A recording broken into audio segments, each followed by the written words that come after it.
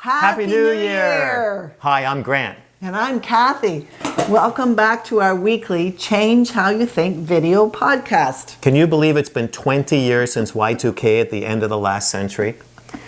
We were so frightened that the lights would go out, the planes would fall out of the sky, and we'd be trapped in elevators. You know, I wonder how many people are still working through their dehydrated food supply. But it's a new year, a new decade, and a great time for New Year's resolutions. Now, how many of you made New Year's resolutions last week? Now, put your hand up. Yes, I can see you. I'm looking through your video camera. And I know you bought a treadmill and running shoes.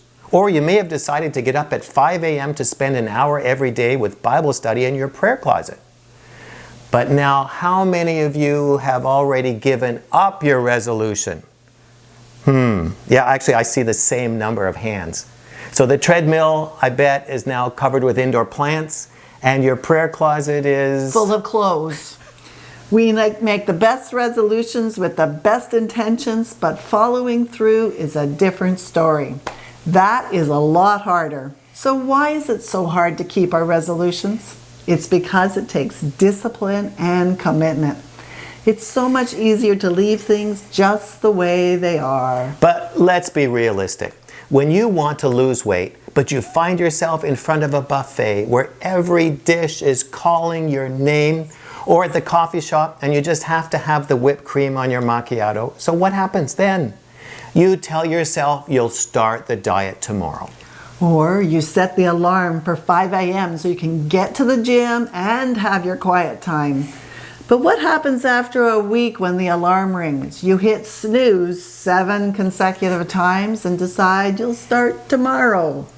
It's just too easy to talk yourself out of resolutions. Now, here are 2 reasons why resolutions fail so consistently every year. The first reason is that what you decide to change is just too big and too hard.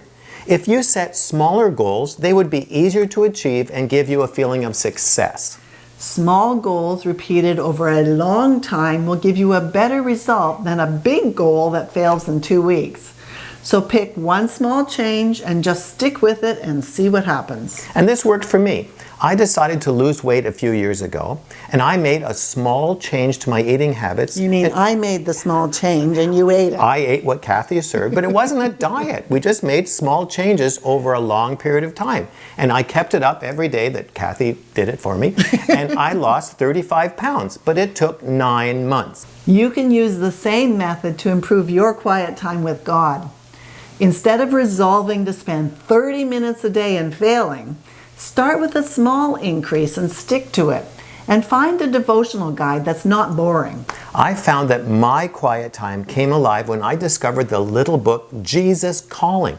It's a short message from Jesus with scripture verses written in first person for every day of the year. So now I look forward to my time with God. For me, though, I use the devotionals that are in the YouVersion Bible app. And sometimes I do it with other people, and that helps me stick to it. But you know, the other reason why resolutions fail is because you are believing so many lies about yourself that sabotage every attempt at self-improvement. Lies like, I never keep resolutions, I always fail, I don't have enough self-control, and they prevent you from even starting to try. But once you've started, the lies try to stop you by telling you it's too hard, you're too tired, do it tomorrow. It's not helping anyway, so why bother? These are actually self-defeating lies you struggle with all year long, not just at New Year's when they get louder. And that's because you're trying to make positive changes. So what are you going to do about them? Are you going to allow them to continue to control your life? Or are you going to confront the lies and conquer them with God's help? The next time you catch yourself thinking one of those lies, stop right there and ask Jesus, where did that lie come from? Why do I think that? What happened to get that lie started? And then ask Jesus, what is the truth He wants you to believe today? Then be brave enough to believe it. Probably the most powerful, life-changing New Year's resolution you can make is to decide to expose and replace all the lies you've been believing about yourself. But just do it one lie at a time as Jesus shows them to you. Small incremental changes over time will actually accomplish Romans 12:2, where it says, "Be transformed by the renewing of your mind." In a few months, you will be a different person. And if you'd like to know how to get rid of lies that you've been believing and how to have a conversation with Jesus, join us in the Free Your Mind online video program. It's a step-by-step guide to taking back control of your internal world. And for more information and to subscribe, just use the link below this video. Oh, also, if you'd like to hear from us every week in these videos, go to the weekly video tab at the top of this page.